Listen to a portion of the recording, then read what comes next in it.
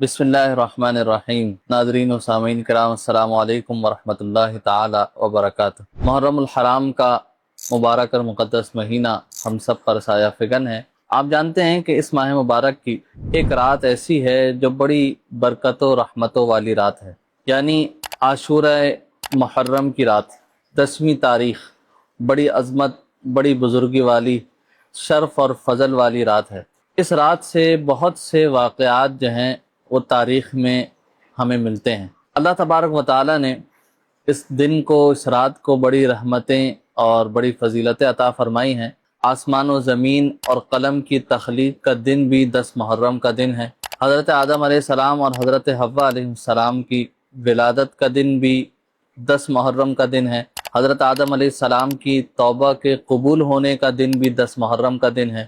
حضرت نوح علیہ السلام کی کشتی جودی پہاڑ پر جو لگی طوفان نوح کے بعد، تو وہ بھی 10 محرم کا ہی دن تھا۔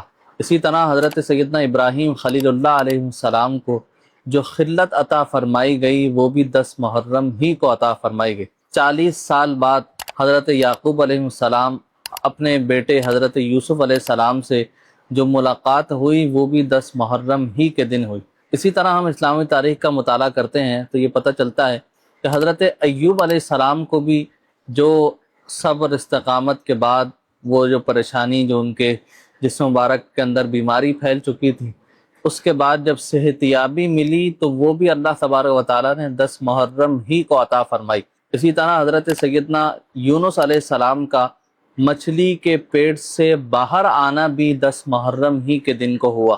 اسی طرح حضرت سیدنا سلیمان علیہ السلام، جن کو اللہ تبارک و تعالیٰ نے ایک بے مثال بے نظیر سلطنت عطا فرمائی، تو انہیں وہ سلطنت جس دن عطا فرمائی گئی وہ بھی 10 محرم ہی کا دن تھا۔ حضرت عیسیٰ علیہ السلام کا آسمان پر اٹھایا جانا بھی 10 محرم ہی کے دن کو ہوا۔ اور اسی طرح ہمارے پیارے آقا جان کونین صلی اللہ علیہ وسلم نے جو پہلا نکاح ام المومنین سیدہ خدیجۃ الکبریٰ رضی اللہ تعالیٰ عنہا سے فرمایا، وہ اسی دن 10 محرم کو فرمایا۔ اسی روز قیامت بھی قائم ہونی ہے۔ اسی سبب یہ تمام چیزیں اس دن کے اندر ہوئیں کہ یہ دن جو ہے بڑا برکتوں والا ہے، رحمتوں والا ہے۔ ان تمام واقعات سے، ان تمام باتوں سے ناظرین کرام یہ پتہ چلتا ہے کہ 10ویں تاریخ اللہ تبارک و تعالیٰ کے نزدیک بڑی عظمت اور فضیلت والی ہے۔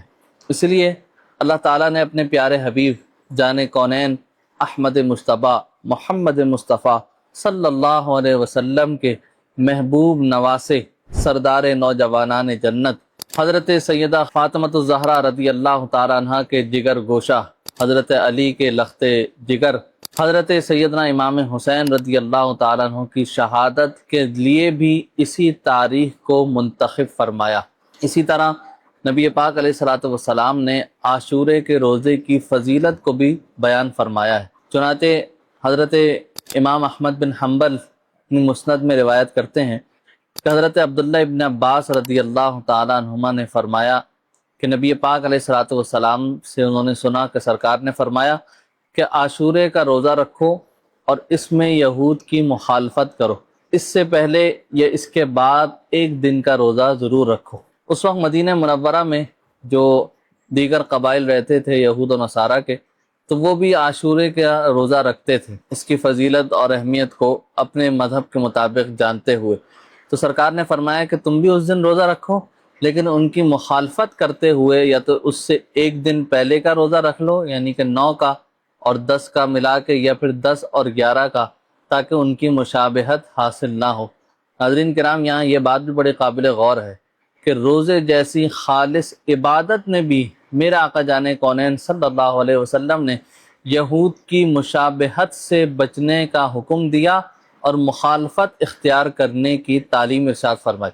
اس سے ہمیں یہ بھی سبق ملتا ہے کہ ہمیں اپنی زندگی کے دیگر معاملات میں بھی ان کی پیروی کرنے سے اجتناب کرنا چاہیے، اور حد المقدور ان مصنوعات اور ان اشیاء کا بھی بائیکاٹ کرنا چاہیے کہ جو ان کے ساتھ تعلق رکھتی ہیں، اور اسلامی طرز عمل کے ساتھ اپنی زندگی کو دین کا آئینہ دار بنا کر استقامت اخلاص کے ساتھ چلانا چاہیے، تاکہ اللہ تبارک و تعالیٰ کی رحمتیں برکتیں ہمیں حاصل ہو سکے۔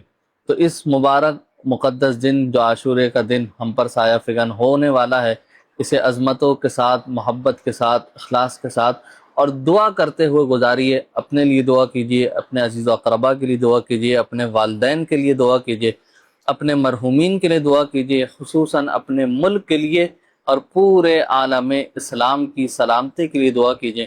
اللہ تبارک و تعالی ہم سب کو اخلاص کے ساتھ عمل کی توفیق عطا فرمائے۔ والسلام علیکم ورحمۃ اللہ تعالی وبرکاتہ۔